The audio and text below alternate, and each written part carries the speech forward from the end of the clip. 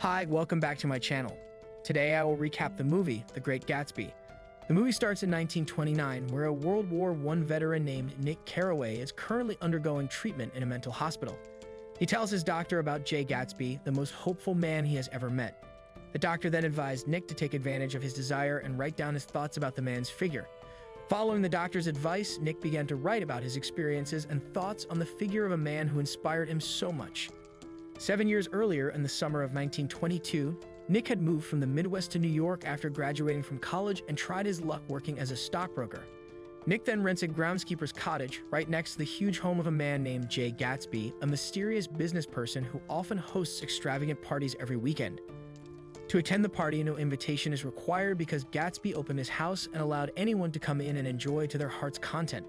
The scene then switches and shows a dominant rich man named Tom, married to a beautiful woman named Daisy, who is none other than Nick's cousin.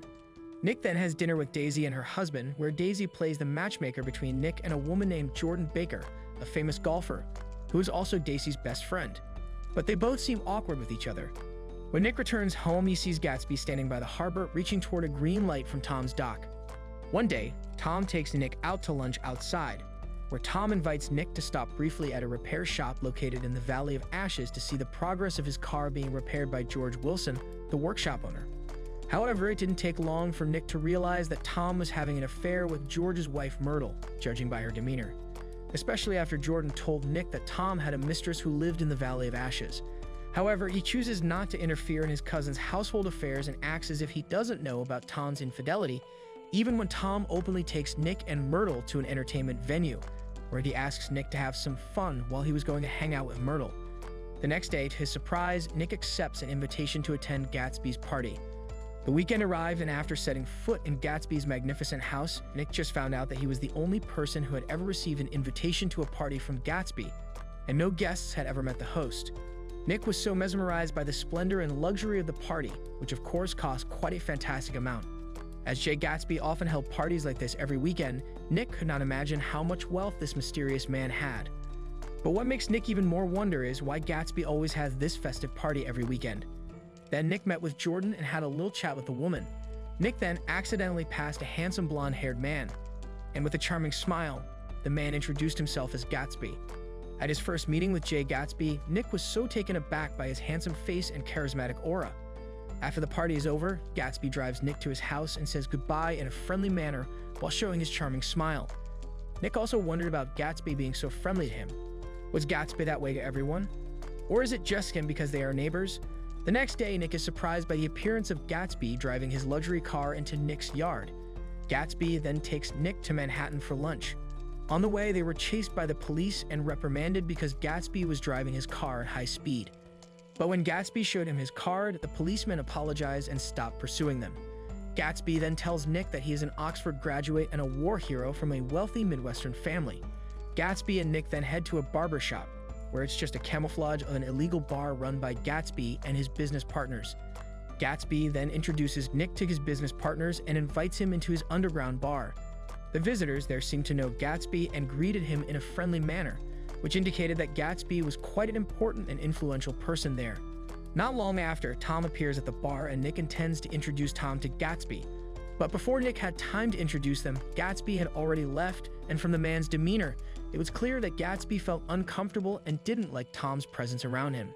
Nick, curious about Tom and Gatsby's relationship, asked Jordan, who apparently knows Jay Gatsby quite well.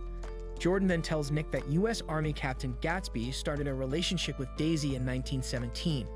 But then, Gatsby was sent to war and never returned until Daisy finally decided to accept the proposal of the rich Tom. However, just before her wedding, Daisy received a letter from Gatsby informing her of his return. Daisy had wanted to cancel her marriage to Tom, but her family forbade it and managed to convince her to marry Tom.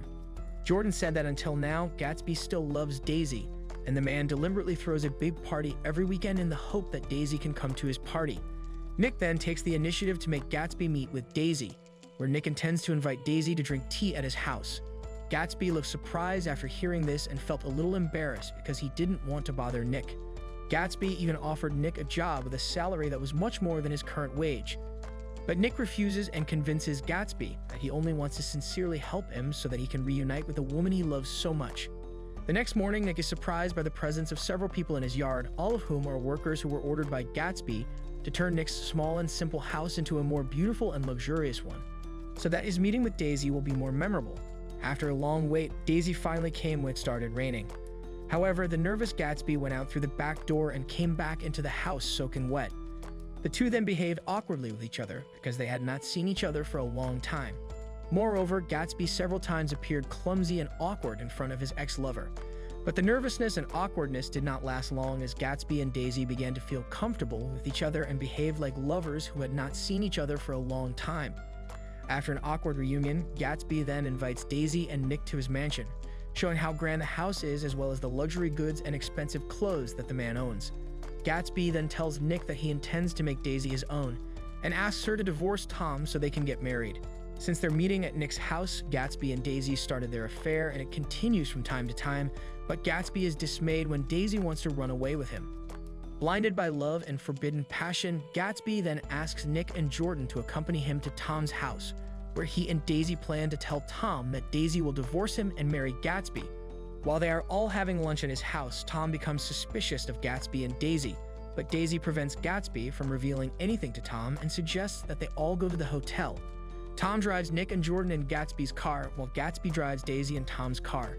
Tom then stops for gas at George's garage, where George tells the man that he and Myrtle will be moving out soon because he suspects Myrtle is having an affair with another man. At the hotel, Gatsby tells Tom about his affair with Daisy. Confidently, Gatsby told Tom that Daisy had never loved Tom and had only loved him all along. But instead, Daisy said that she loved Gatsby but couldn't bring herself to say she never loved Tom because she had loved him when Gatsby wasn't by her side either. That annoyed Tom then accuses Gatsby of never attending Oxford and making his fortune through working with the mafia, as well as running an illegal bar business. Tom even insulted Gatsby by saying that he was just a poor man who pretended to be rich and respectable to impress Daisy, when in fact, Gatsby was a nobody. Gatsby, who did not always stay silent when others insulted him, then became angry and attacked Tom. Finally, Gatsby and Daisy left the place driving at high speed. On the other hand, George and Myrtle seem to have a big fight because of Myrtle's affair, where George forces his wife to reveal the man who has dared to have an illicit relationship with her. Reluctant to tell her husband about Tom, Myrtle then ran into the street and was accidentally hit by Gatsby's car traveling at high speed, thinking it was Tom's car. After learning about Myrtle's death, which shocked him greatly, Tom went to George and told him that the car that had hit his wife belonged to Jay Gatsby. Hearing this, George then assumed that Gatsby was having an affair with Myrtle and deliberately killed her to cover up their affair. On the other hand, Nick concludes that Daisy was the one driving when the accident happened because he accidentally found out that Tom promised Daisy that he would take care of everything, whatever it was. But Nick didn't tell Gatsby about it. Gatsby later admitted to Nick that he was born into a poor family and that his real name was James Gatz. Gatsby recounts that when he was 16 years old, he met a rich man and saved his life when they were hit by a storm at sea. The man then returned Gatsby's kindness by teaching him all the ways to be a man respected by all, from how to behave, talk, and so on, and thanks to that, Gatsby got his wealth. Gatsby then continued his story when he was about to be assigned to the battlefield, where Gatsby had asked Daisy to wait for him until he had made something of himself after the war. But instead, Daisy chose to marry Tom, America's wealthiest bachelor, just 7 months after the war ended. Also, he did attend Oxford, but for a brief 5 months on the special program for officers after the armistice. When Nick is about to go home, he tells Gatsby that he's better than all of them, including Tom and Daisy. The next day, Gatsby, who was at his pool, heard the phone ring and thought it was Daisy. When a servant answers the phone, George, thinking that Myrtle is Gatsby's mistress and deliberately killed his wife, breaks into Gatsby's house and kills him before deciding to commit suicide. Nick was the one on the phone when he heard the gunshots. After Gatsby's death, Nick was the only person other than the reporters to attend Gatsby's funeral, as Daisy, Tom, and their little daughter had left New York. The police and mass media falsely and negatively portray Myrtle as Gatsby's mistress and murderer, which is completely false and immediately makes Nick very angry. From the top of the stairs at the Gatsby house, Nick yells at the reporters and throws them all out of the house. Nick, who is very fed up with the city and its greedy residents, finally decides to leave the city after making a final trip through the empty Gatsby house and contemplating about life choices of Jay Gatsby, which ultimately led the man to his final resting place. In prison at the hospital, Nick finally finished typing his story and titled it The Great Gatsby. And this is how the movie ends. Thank you for watching. Like, share, and subscribe to the channel for more content like this.